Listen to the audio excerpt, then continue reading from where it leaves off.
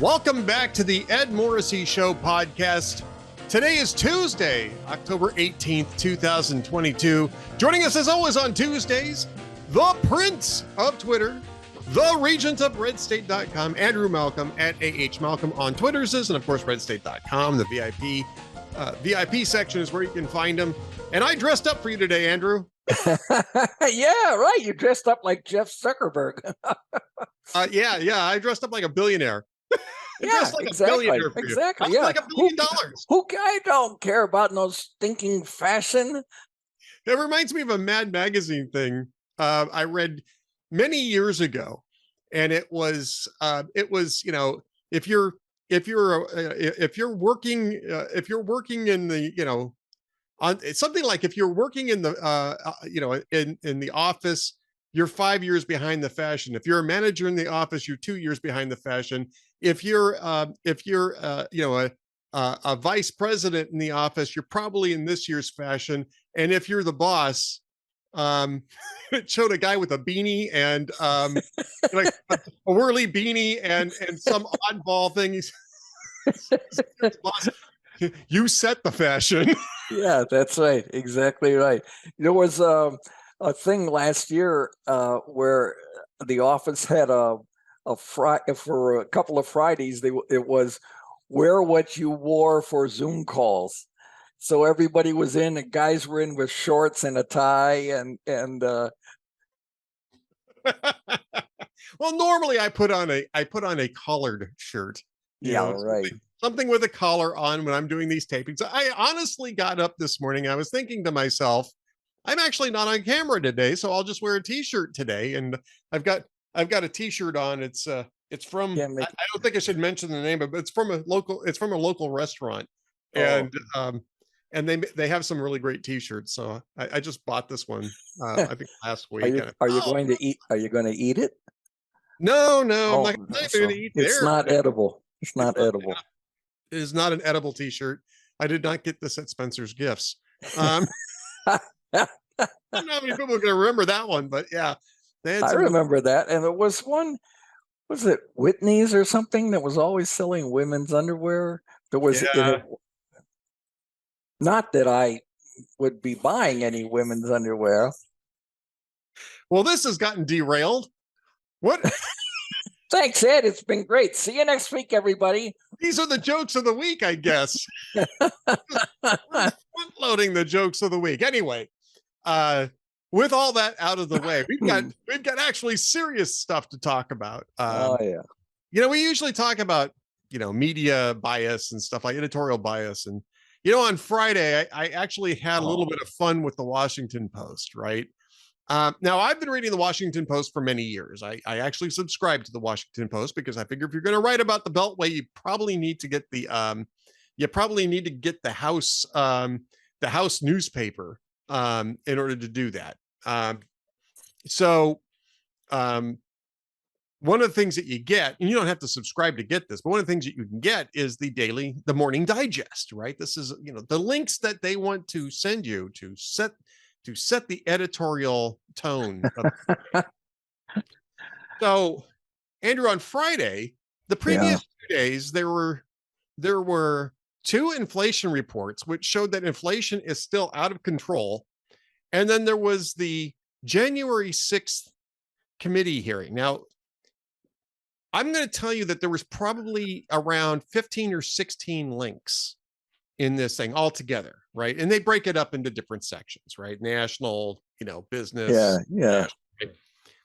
Out of those 16 links, how many do you think were on inflation? I know the answer, and it's beyond belief.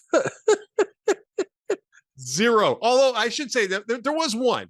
There was one link, and it was about how you can buy this particular kind of treasury bond, which is supposed to be inflation proof. It's the only mention they had in there of this, right? This is the day after the Consumer Price Index report came out, showing that inflation is still going up and is still a problem. Wait a minute, Ed. You mean to say that the transitory inflation that Joe Biden promised us 18 months ago hasn't transitioned yet?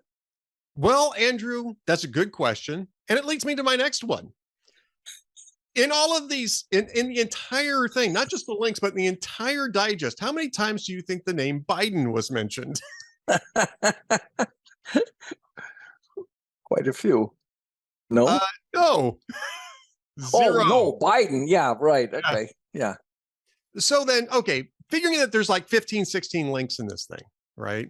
We've already established that there wasn't a single link on the inflation report whatsoever. There wasn't even a single mention of Joe Biden in this digest. How many links do you think related to the January 6th committee and Donald Trump? 15 or 16 links overall. How many do you think were related to that? 17. Oh, you're meaner than I am. No, there was 8.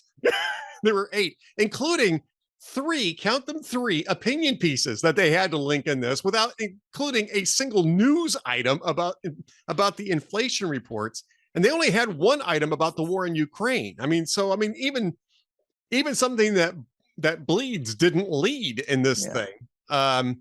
Well, democracy dies in darkness, Ed. Yeah, I guess it does. So does the news cycle. Isn't that amazing? That's just 8, stunning. 8 about January 6th and Donald Trump.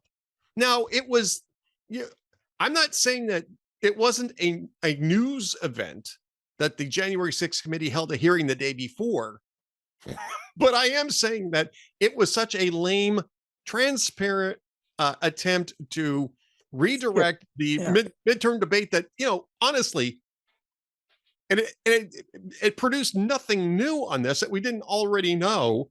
That I'd say it was worth 1 link, maybe 2, maybe 1 news report and an opinion.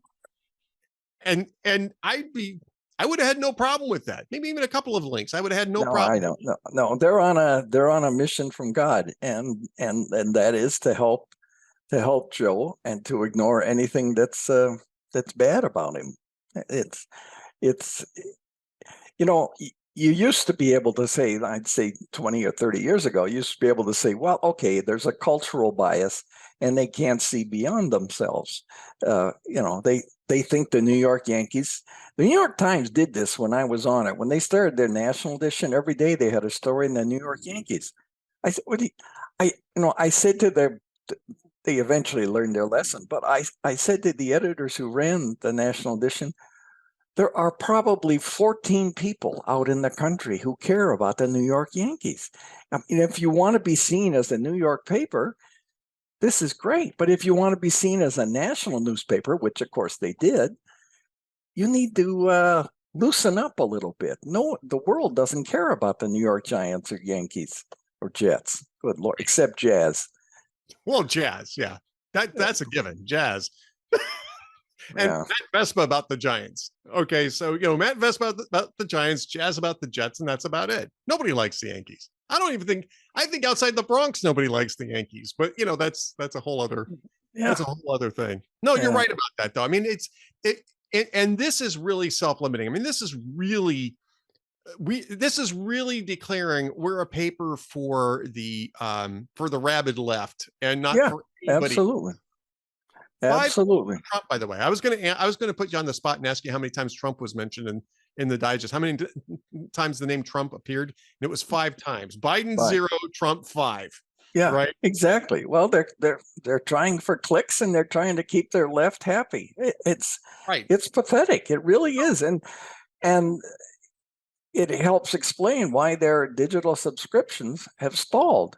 I mean, I subscribe like you, but I subscribe to the $1 a week version, not the or the, what is it, $1 a month or whatever it is. I do the cheap thing, and then I call up and I say, it's just not worth $16 a month. And they go, well, okay, how about if we continue your cheap rate for another year? And I go, really? Wow. Okay. I've done this for 2 years running now. Yeah. I mean, I hate to support that kind of journalism. It's not journalism. It's propaganda. No, I agree. But this is a great example, though, of what you and I talk about and what Bernie Goldberg wrote about in his book Bias, right? Because he talked about the biggest bias that there is editorial bias. And this is at the time, right? This is what, Right. 23 years ago when he wrote this book. And he was saying, if you're trying to sniff out bias in the way pieces are written, you're not going to find a lot of it. What you're going to find, though, is editorial bias in what stories are covered and what stories aren't. And exactly. Well, see, that's the key, Ed. That's the key. You don't want to look at just what they covered. You want to see what didn't they cover. And to me, that's far more revealing. Yeah, they didn't cover inflation.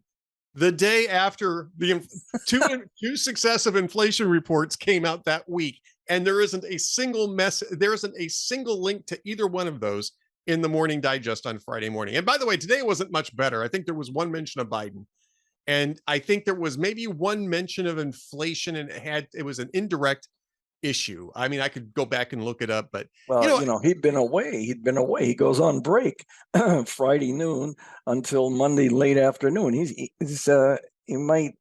We're taping on Monday, and he might just be getting back to the White House. It's a very short week. But in this case, it's even less explicable than that, right? Because this was on a Friday morning, and he'd been in Los Angeles the previous day. And he talked about inflation, right? He was talking about inflation there. They didn't even bother to mention that in their Morning Digest. Now, I'm sure it was in their newspaper someplace, buried on page A36, right underneath the Women's Foundation ad. But that's a throwback. I'm sorry. People probably don't even know what that is. They used to call them, remember, that was the euphemism. Foundation garments. Yeah. Bras and underwear. Yeah, exactly. Say bras and underwear. Intimate apparel. Intimate apparel, yes. Foundation garments. Ed, boxers or briefs? Don't ask questions you don't want to hear the answers to, Andrew. That's all I'm going to say. I mean, well, remember was it Hot Air or Red State when what's his name? Stelter was canned. They ran a picture of him doing, I guess, a Zoom call or a live shot, and he's there in his coat and tie talking to the computer, but the camera's on the side, and he's got, it looks like boxers on. Oh, he had shorts on. He had just regular shorts on. But I do that. I don't know, Ed. I wasn't that close. Maybe you have some information that I don't have. Don't ask questions you don't want to hear. Don't want to answer to. Yeah, exactly. First rule of almost everything, right? First rule of journalism. First rule of marriage. Yeah, exactly. Yeah, exactly. All right. Let's get to your pieces because we got to talk about your pieces. You got some great pieces today. First off, before we get to your column, your VIP column, I want to talk about your Malcolm on the Right. Yeah. For this week. And episode 31, by the way, RedState.com. It's in the VIP. So, go over there. They got an author's page. You guys should do that. Yeah, we really should. It's on my list of things to do. Yeah. Okay. It's numbers 365 on my list of things to do. Yeah, you've got a lot of assignments over there. But I think in fact, when I wrote for McClatchy, I asked them to create an author's page because the links that these WordPerfect and all that stuff comes up with is they're a mile long. I said, well, it's just so much easier to say RedState.com/Andrew Malcolm/author or author Andrew Malcolm, whatever. It's where everything that person wrote ends up. I think it's a great idea. It's actually not on my list of things to do. Oddly enough, I have a huge list of things to do. That particular one isn't on there, but it's a great idea. So I'm now going to add it. Add it to the list. And hopefully get to it by the next election. Yeah. Damn it, Andrew. Yeah, one more thing I got to do now as managing editor. So I always like hanging out with Andrew. Well, look at the time. No, I'm just kidding. Malcolm on the Right. Yeah, you go ahead, Ed. I'm going to be busy over here. Malcolm on the Right. Your Malcolm on the Right, episode 31 this week. It's past time to discuss removing Joe Biden. Yeah. I mean, it's just pathetic. You talked So about the first off, what, bias at the Washington Post. what triggered this particular Well, he was on stage and he with I think it was your guys' post, yeah. with the senator from the Northwest, and he didn't remember the name. He just introduced the guy, and he's standing next to him. He's done this before with the defense secretary, and he's done it with the Prime Minister of Australia, the man down under. He in isolation, these things are okay. They're like Right. grandpa mistakes. But when you put them all together, he shakes hands with invisible friends. He doesn't remember the name of people standing next to him. He doesn't remember the name of the Pentagon. He's at a memorial for the work of a dead congresswoman. And he says, "Where is she?" He gets lost getting off the stage. He Yep. can't say a lot of words. Yeah. When they're on paper, if you talk about Kamala Harris not doing her homework, how about the President of the United States? And first of all, it says the guy isn't all there. And, elderly people sometimes aren't all there. And I'm elderly. And Ed, I'm more than there. And don't you say I'm not. But you notice that I wasn't. You notice I wasn't interrupting on that point. Yeah, right. But the guy is commander in chief. He has access to nuclear launch codes that could end life on the planet Earth, and no one is talking about. Geez, shouldn't he take a cognitive test? Well, I mean, I don't know that no one's saying that, but the media, nothing is happening. And Donald Trump took it and released it. It's like, if you're going to pass, why not? If it shuts people up, which is the same mistake Obama made about his birth certificate. Oh, I didn't think it mattered. It was just a bunch of extremists. So what? Just put it out there and shut them up. Yeah. Mute them. And it's just so stupid. Biden has spent 25% of his time on break in Delaware. Now, people say presidents are always working. Yeah, I don't think so. And there's no visitors logs in Delaware, so we don't know what doctor or lobbyist or slimy Hunter Biden friend are visiting the president. So there's a lot of problems there, and they've accumulated. And it's past the, funny Uncle Joe stage. It may have been okay when he was an obscure senator from the second smallest state, but it's not now. And, he calls Putin, he says for Putin should be removed during a war. He says we have troops in Ukraine, and we don't. He countermanded the generals about the Afghan exit, and 13 service people died as a result of it. This is serious stuff. Putin was not planning the Ukraine invasion. He wasn't organizing for it until 2 months after Trump left. Now, maybe Trump had something to do with it, maybe not, but sure as hell, Joe Biden had something to do with it. Anybody, any foreign leader, even Xi in China, who just hardly ever leaves China, they're aware of this guy. And this is a great opportunity. I mean, this is, what is it in football? This is an open area, right? Right. Just run for it. Take advantage of the U.S. when the guy doesn't know what day it is or who's standing next to him.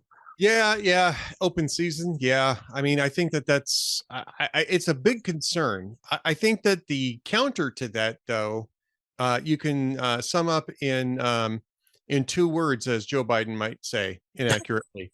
And the counter to that is Kamala Harris. Yeah. Well, I mean, and this is the conundrum, right? I mean, you might really need to make. Well, you go to the next person, and it's Nancy. 80 what? 82 now? 81? Yeah. Jeepers creepers. So you've got a senile, doddering old fool.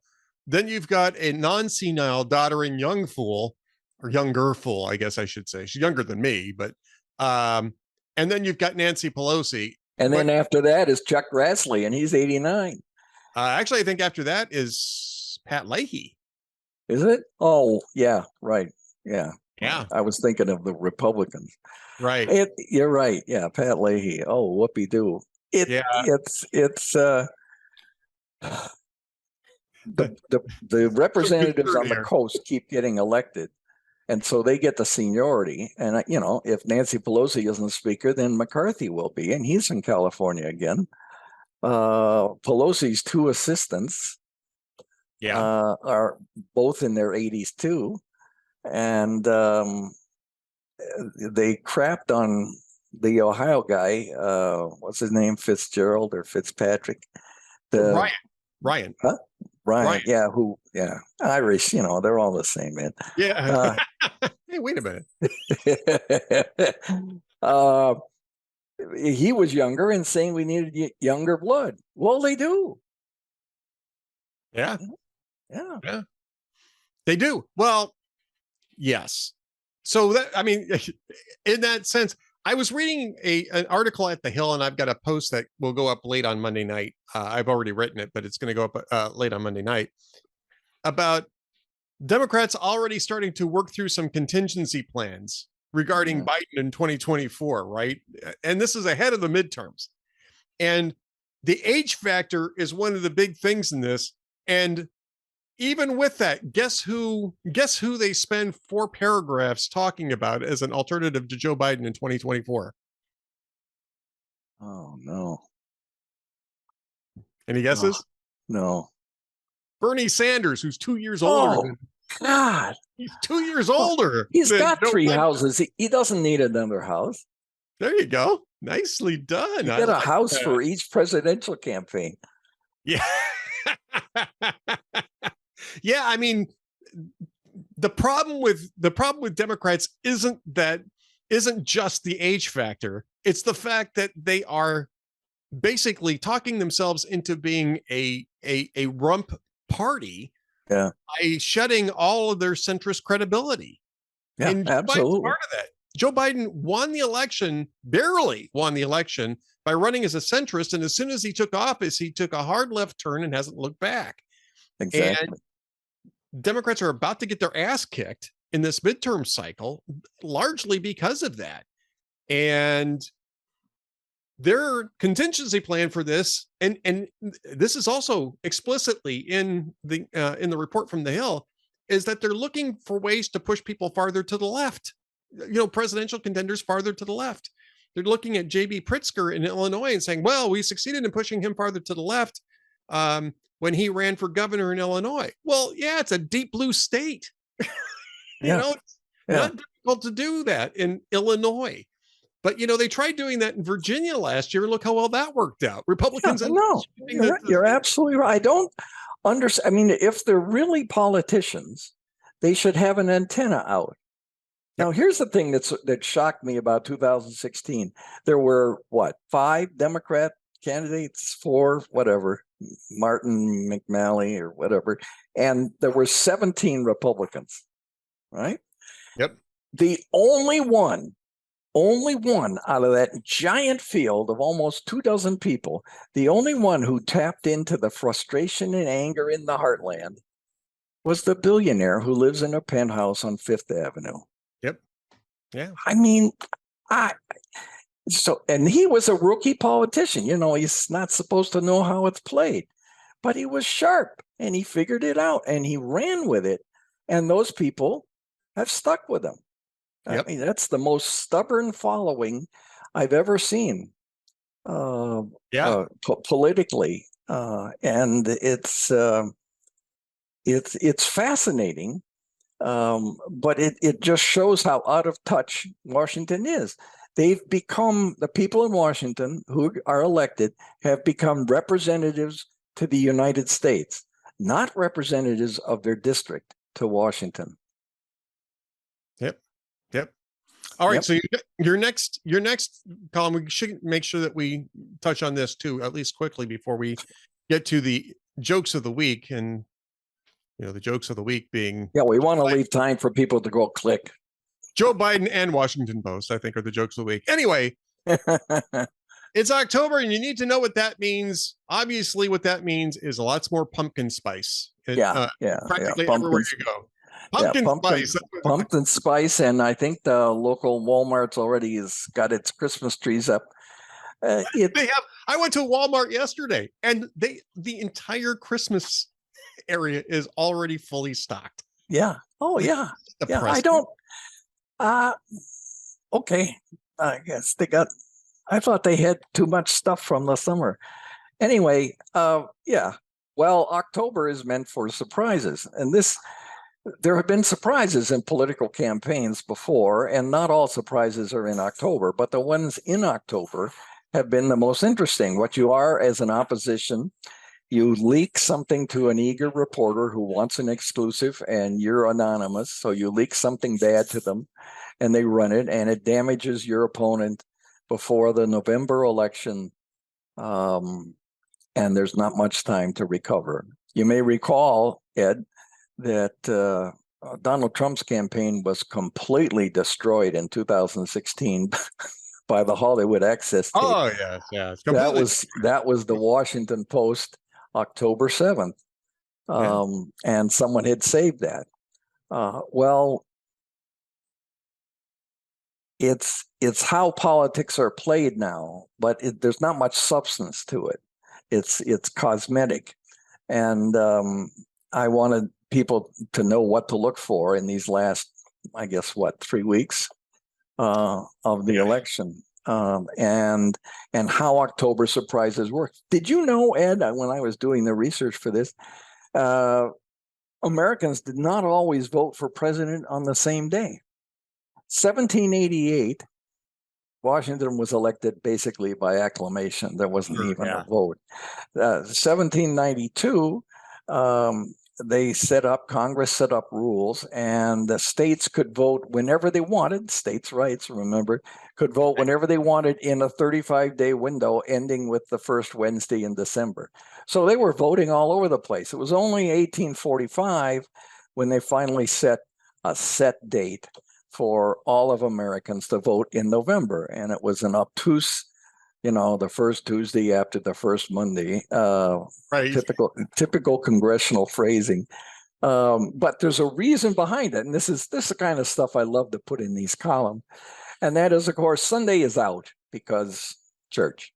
Right. Monday is a travel day. This is going into town. Right. Tuesday is voting. And Wednesday was the traditional market in town day. So you could get it all done on one trip to town.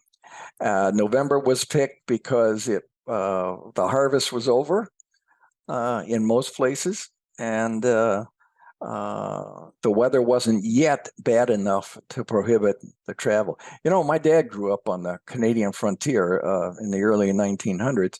It was just 5 miles out of town. They had a sled. Well, I guess in the good weather, they had a wagon with horses, but they had a sled with horses, the sled over the river and through the woods to Grandma's house. Yeah, the sleigh. And what they did was they piled bricks on the stove overnight. The bricks got hot.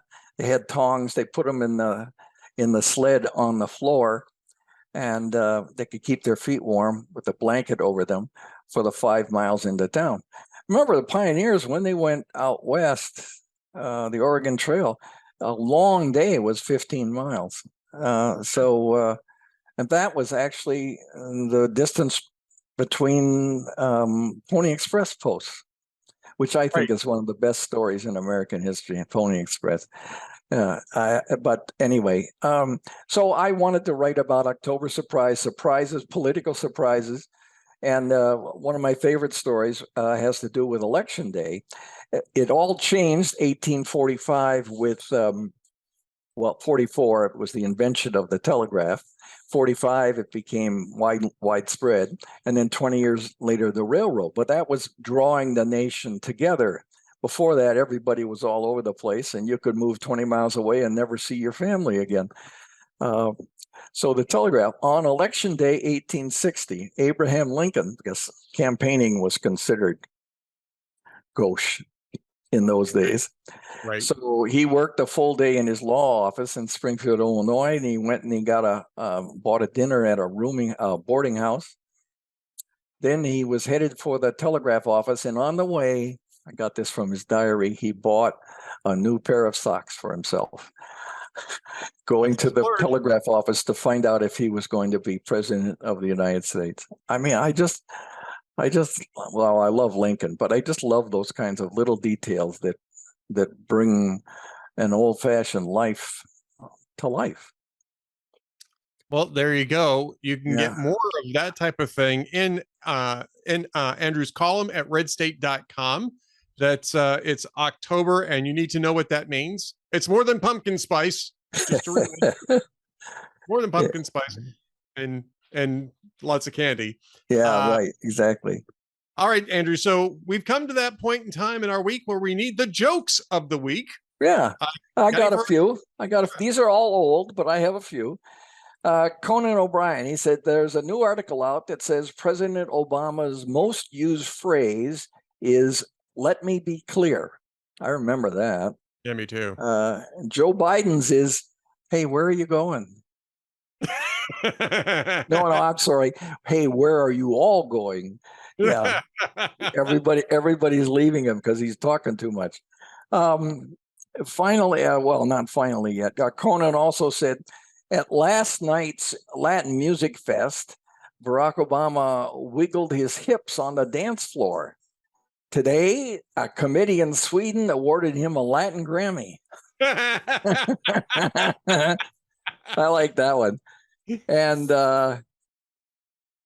finally, this one also from Conan. He said, dozens of NFL players will be appearing in a series of PSAs about domestic violence. No word yet on whether they're for or against. Yeah, we're still waiting for clarification on that years later. Yeah. I do remember the campaign. Yeah. All right, Andrew. Well, that's those are the jokes of the week, and that is right from the desk of the Prince of Twitter at AH Malcolm. On the Twitters is the regent of RedState.com, Andrew Malcolm, always here every Tuesday. Andrew, thanks for being with us this week. You bet. Thank you, Ed. Thanks, everybody. See you later. All right, stay tuned for one last message from the Ed Morrissey Show.